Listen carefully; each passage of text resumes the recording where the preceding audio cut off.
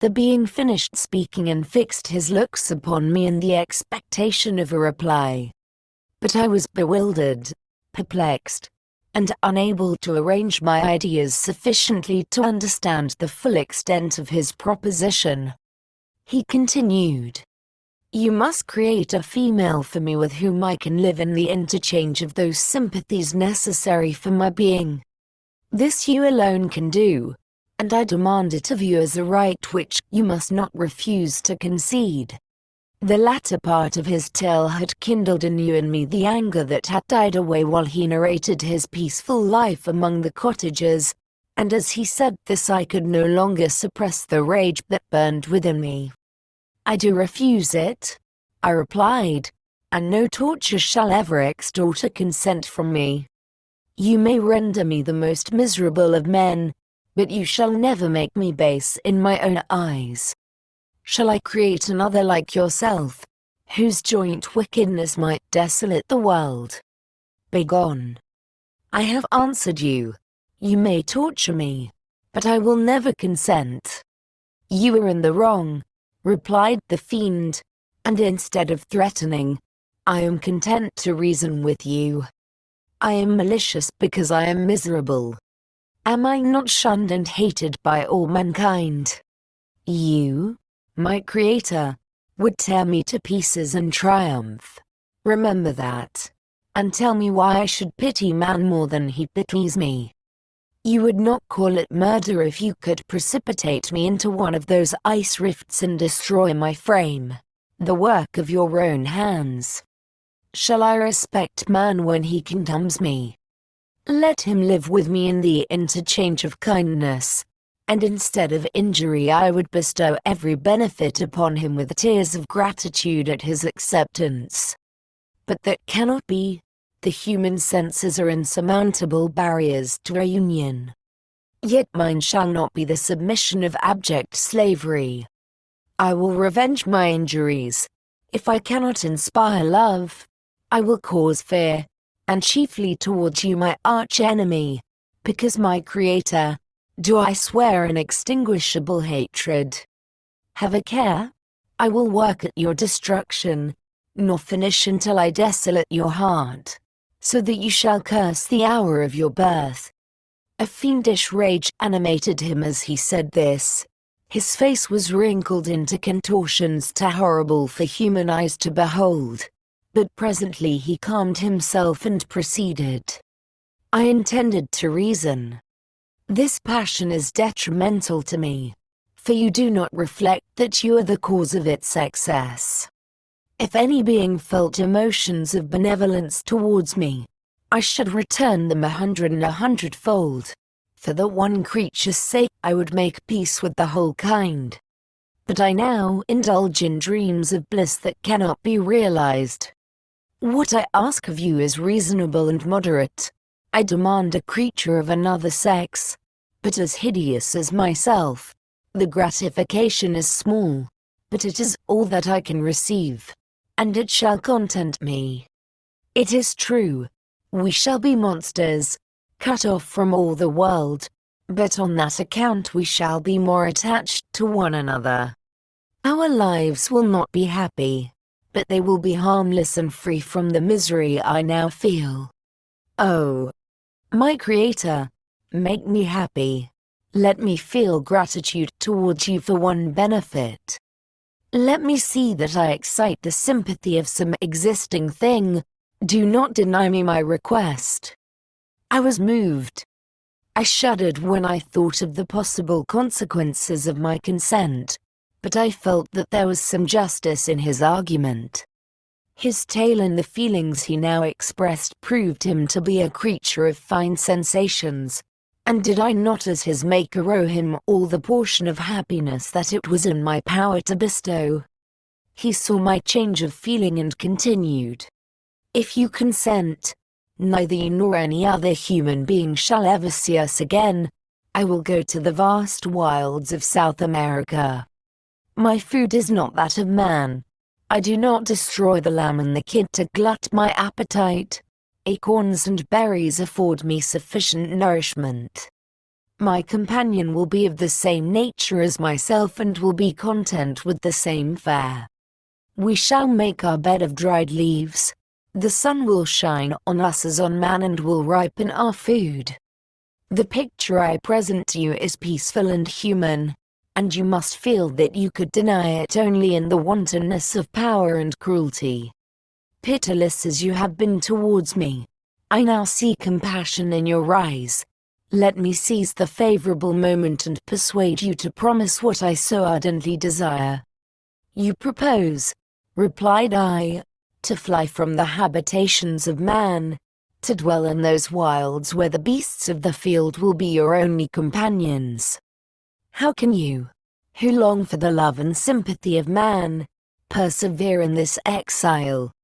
You will return and again seek their kindness, and you will meet with their detestation.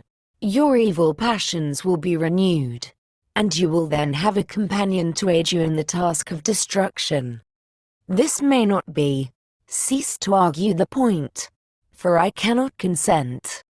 How inconstant are your feelings! But a moment ago you were moved by my representations, and why do you again harden yourself to my complaints? I swear to you, by the earth which I inhabit, and by you that made me, that with the companion you bestow, I will quit the neighborhood of man and dwell, as it may chance, in the most savage of places. My evil passions will have fled, for I shall meet with sympathy. My life will flow quietly away, and in my dying moments I shall not curse my Maker. His words had a strange effect upon me. I compassionated him and sometimes felt a wish to console him, but when I looked upon him, when I saw the filthy mass that moved and talked, my heart sickened and my feelings were altered to those of horror and hatred. I tried to stifle these sensations.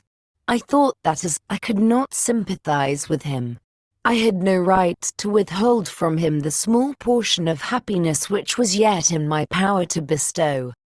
You swear, I said, to be harmless, but have you not already shown a degree of malice that should reasonably make me distrust you? May not even this be a feint that will increase your triumph by affording a wider scope for your revenge? How is this? I must not be trifled with, and I demand an answer. If I have no ties and no affections, hatred and vice must be my portion. The love of another will destroy the cause of my crimes, and I shall become a thing of whose existence everyone will be ignorant. My vices are the children of a false solitude that I abhor, and my virtues will necessarily arise when I live in communion with an equal. I shall feel the affections of a sensitive being and become linked to the chain of existence and events from which I am now excluded. I paused some time to reflect on all he had related and the various arguments which he had employed.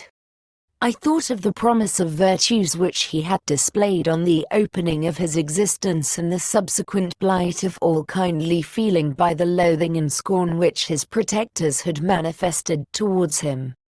His power and threats were not omitted in my calculations.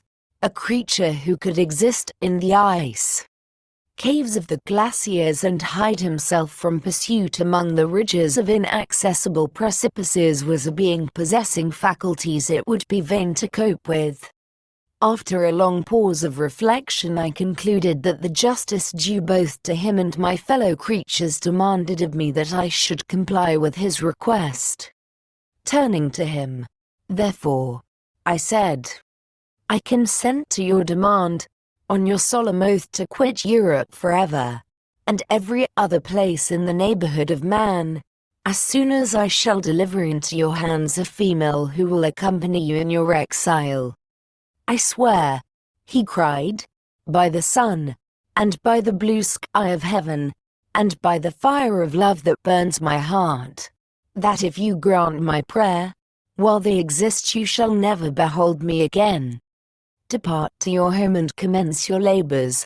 I shall watch their progress with unutterable anxiety, and fear not but that when you are ready I shall appear." Saying this, he suddenly quitted me, fearful, perhaps, of any change in my sentiments. I saw him descend the mountain with greater speed than the flight of an eagle, and quickly lost among the undulations of the sea of ice. His tail had occupied the whole day, and the sun was upon the verge of the horizon when he departed. I knew that I ought to hasten my descent towards the valley, as I should soon be encompassed in darkness, but my heart was heavy, and my steps slow. The labor of winding among the little paths of the mountain and fixing my feet firmly as I advanced perplexed me, occupied as I was by the emotions which the occurrences of the day had produced. Night was far advanced when I came to the halfway resting place and seated myself beside the fountain. The stars shone at intervals as the clouds passed from over them, the dark pines rose before me, and every here and there a broken tree lay on the ground. It was a scene of wonderful solemnity and stirred strange thoughts within me. I wept bitterly, and clasping my hands in agony, I exclaimed, "O stars and clouds and winds, ye are all about to mock me. If ye really pity me, crush sensation and memory. Let me become as naught, but if not, depart, depart, and leave me in darkness."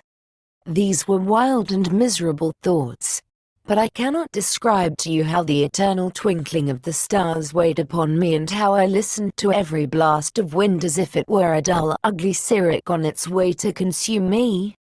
Morning dawned before I arrived at the village of Chamonix. I took no rest, but returned immediately to Geneva. Even in my own heart I could give no expression to my sensations. They weighed on me with a mountain's weight, and their excess destroyed my agony beneath them. Thus I returned home, and entering the house, presented myself to the family. My haggard and wild appearance awoke intense alarm, but I answered no question. Scarcely did I speak. I felt as if I were placed under a ban, as if I had no right to claim their sympathies, as if never more might I enjoy companionship with them.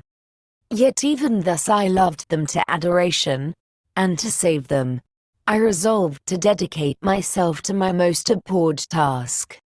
The prospect of such an occupation made every other circumstance of existence pass before me like a dream, and that thought only had to me the reality of life.